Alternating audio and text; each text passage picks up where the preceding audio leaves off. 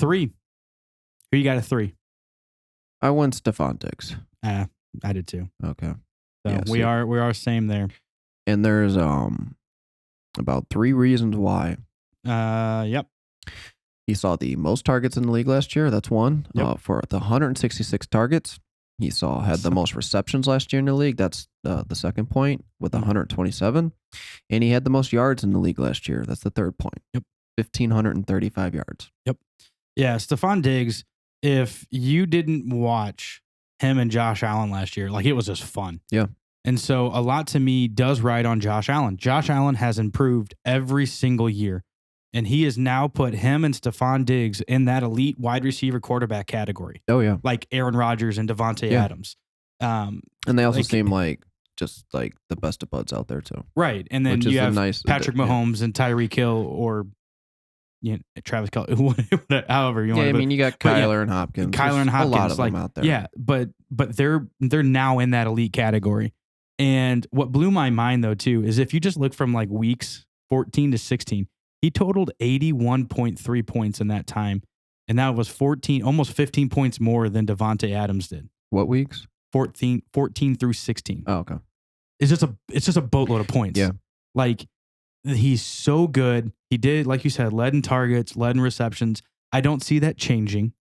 I mean, he might not lead in those, but he will be among the league leaders in those. Because the nice thing is, the team is the exact same.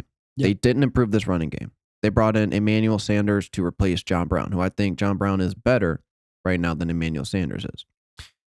It's going to be the exact same. He saw 29.1% target share on this team, catching 76.5% of the passes. Yeah. Hyper efficient. Yeah. Yeah. Hyper efficient. And again, they came out and just had a connection. Like, I don't understand how that worked so well, but I don't see it changing. I think they just work very well. And even his depth of target was just insane last year as well. And his yards per catch, just everything looked good. Yeah. Everything was great for him last year. I still think he's going to finish top 5. Yeah, he was the 4th most consistent wide receiver last year.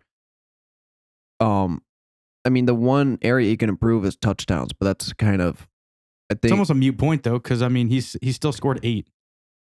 His highest is 9. Yeah. So I mean, like, but I don't. He's just not a double-digit touchdown guy to me. Like, no, do you think he could finish as the number 1 overall wide receiver next year? Because last year could be the peak we saw of Diggs. don't think he can. Exactly. Because Tyreek Hill and Devontae Adams are going to be double-digit touchdown guys, and still 1,000 yards, and still close to 115 receptions. Yeah, he saw 15 red zone targets last year, caught 12 of those, but turned it into 5 touchdowns, which isn't a great conversion. I mean, that's perfectly fine, but you're right. He is who he is. He's not a big guy. He's just get open, super speed, one of the best route runners in the league. Mm-hmm. So I do think more than likely last year was the peak we saw of Stefon Diggs. But the reason you want to take him at 3 is just, like you said, the consistency and the volume he's going to see. Yeah, and it's just another year with him and Josh Allen and that team. So I think the Bills look really, really good this year. Yeah, and legitimately them not doing anything in the running game is a big bump. Is a huge thing. Yeah, that would have just helped in my opinion, but they didn't. So yep. But whatever. All right, 4, Calvin Ridley. Same. Damn. All right. So Calvin Ridley, he's like the only bright spot I look at on this team for me outside of Kyle Pitts this year. Well, yeah. But I don't think Kyle Pitts is going to be. I do really. He's not going to make any of our rankings, but I really do like Russell Gage this year, especially where he's going in drafts. Right. You can get him with your last pick, and he legitimately does have like back end wide receiver 2 upside. Yeah. Yeah. We won't really be talking about him because he won't make the rankings, like you said. But this team is going to be interesting. I mean, they lost Julio Jones. He went to Tennessee. But the nice thing is Calvin Ridley was really good with Julio Jones on the field. Yeah, these are just his season total stats last year. I mean, throughout the whole season, he was 9th in targets, 143, 6th in yards, 1,374, 13th in yards per catch, 15.3, 10th in touchdowns with 9. Yeah. It's a great collection of everything. Yeah. And what was really nice too, man, is like even with Julio not on the field, because Julio didn't play a lot last year. Julio, I'm taking weeks 11 through 17, I'm counting now, no Julio. Okay. And in that time span, he was better than he already, he already finished wide receiver 4 last year. That would have bumped him up to wide receiver 3. Yep. 17.2 points per game. Yep. So basically, with or without Julio, still really consistent and really good. Yeah. So I don't think the loss of Julio being the point is gonna affect him at all. Like, it's just not.